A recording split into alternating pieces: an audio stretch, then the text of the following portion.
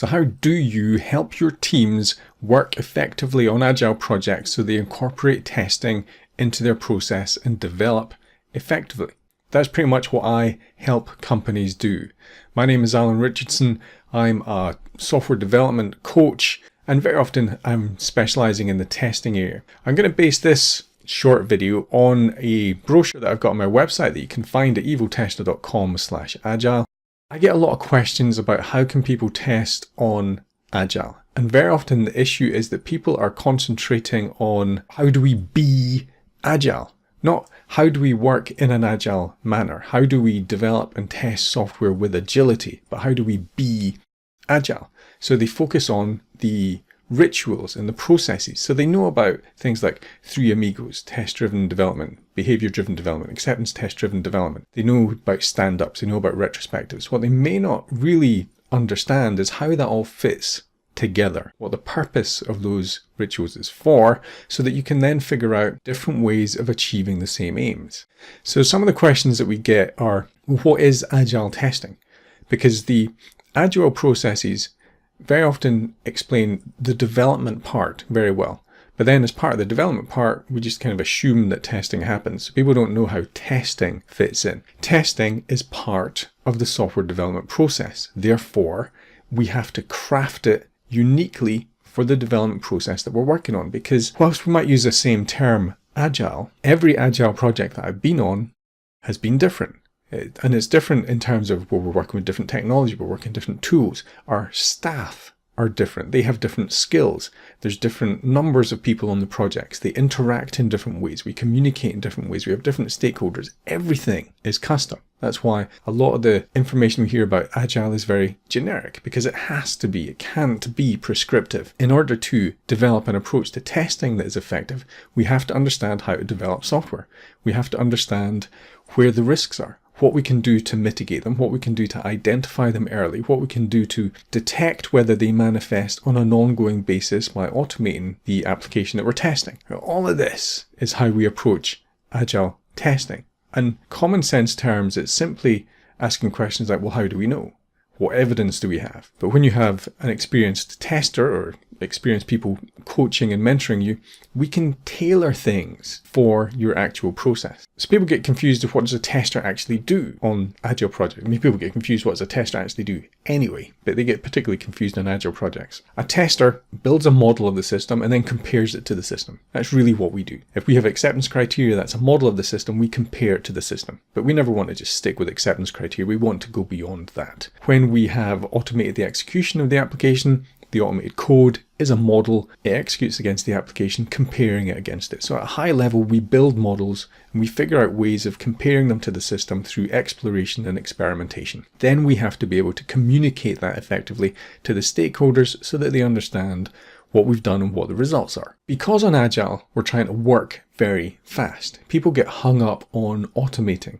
So we very often get told, well, you need to think about why you're automating, You can do that, that's fine. Why is a belief chain. What we really care about, I think, are results.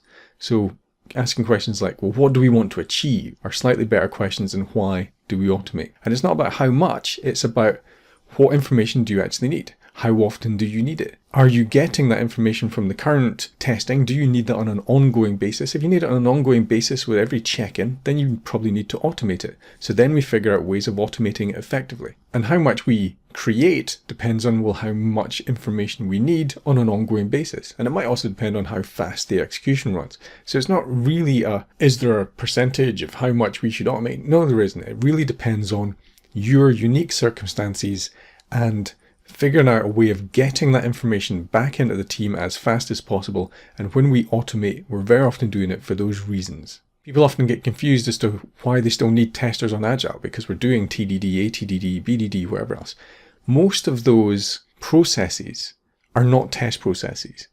They provide some of the same outputs that testing does. Like, we have more confidence in the system because we've done BDD. We have automated the execution because we've taken the BDD, turned it into Gherkin, fed it through a tool, and it now automates. You get some of the same outcomes. So there's a lot of overlap with testing, but it doesn't mean you're necessarily testing. What a tester adds, or someone who is good at testing adds, is they see opportunities for testing that other people don't see. That's really what a tester does. They go deeper into the questions of, well, how do we know? How do we really know? Have we looked at the network traffic? Do we know what is bleeding through? Given this information that I've just seen, how does that change my model of the system so I can then ask new questions and conduct new experiments? They see opportunities to test that people who are not as experienced in testing don't see. So testers see more opportunities for testing. Should we automate our testing? Well, you need to automate execution flows through your application if you want to know whether your acceptance criteria are continually being met. That, I mean, you could have someone consistently check it, or you could automate it.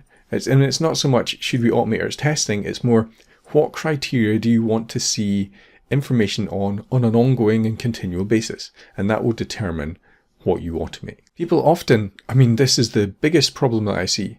People try and cram too much programming work into the sprint or iteration and don't spend enough time checking to see whether it meets the user needs, whether it's created new risk, whether they don't test it.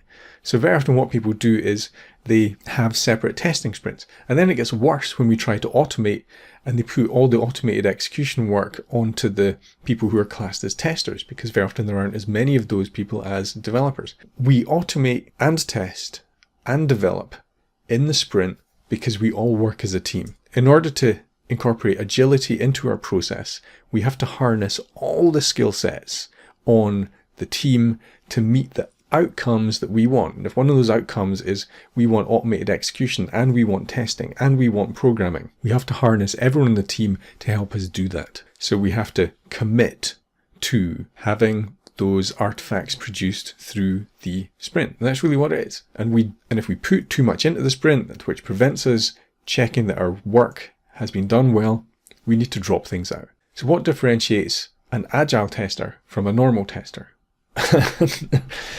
And it's really just flexibility. They're going to work in your particular environment, on your particular project. They're not going to quote, hopefully, books and definitions at you. They're actually going to test to get work done and build effective models because they know how to test. So that's what you're really looking for. Someone who can work more contextually, test well within your framework. Look at risks. They'll look for issues. They'll ask questions. They will challenge the elephant in the room and bring things to people's attention. They won't just stick to processes or testing rituals. They work on your project with agility. It really doesn't matter what tools you use, as long as they're effective in your environment. Because what we do when we test is we observe the system. So we use tools to help us do that. So we want to observe the HTTP traffic. We use proxy tools. We might use the network tab in browsers. We want to automate the execution of the application. If it's using REST APIs, we'll use tools that effectively automate the API level. If we have to automate the GUI, we'll use tools that automate effectively at the GUI. You use whatever tools to augment your testing skills and boost your ability to check the acceptance criteria on an ongoing basis. There's so many there. The key thing we want to do is avoid specific test tools because we don't want to track testing separately from the development work. What we want is to focus on each item of work as an item of work and push it through to the point where it's been coded, it's been tested, it's been demoed, it's been automated so that we know it continues to work on an ongoing basis. All of that is part of the same thing. The more we split out into different tools, the more likely we are to have things bleed into the next sprint or iteration. And then the biggest challenge of all is how do we finish all of this stuff in our sprint? Well, you make sure that you don't put too much in that you can't do, and that everyone in the team is working on this. Because remember, the tester doesn't do all the testing.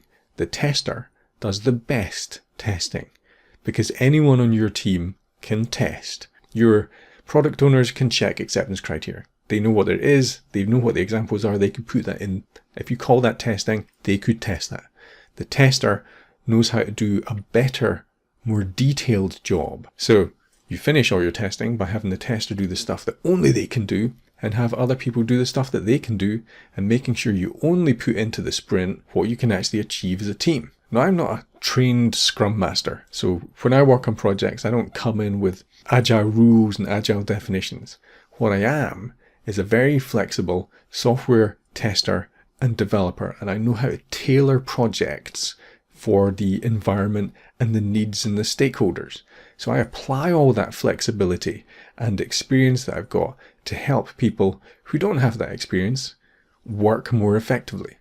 Agile is not about applying rules. Agile is about approaching software development with agility and making sure we do the right things. And that, fundamentally, is what I help teams do. So if you're interested in that, download the brochure from the website at evotester.com/agile. And if you think my expertise can help you, do get in touch.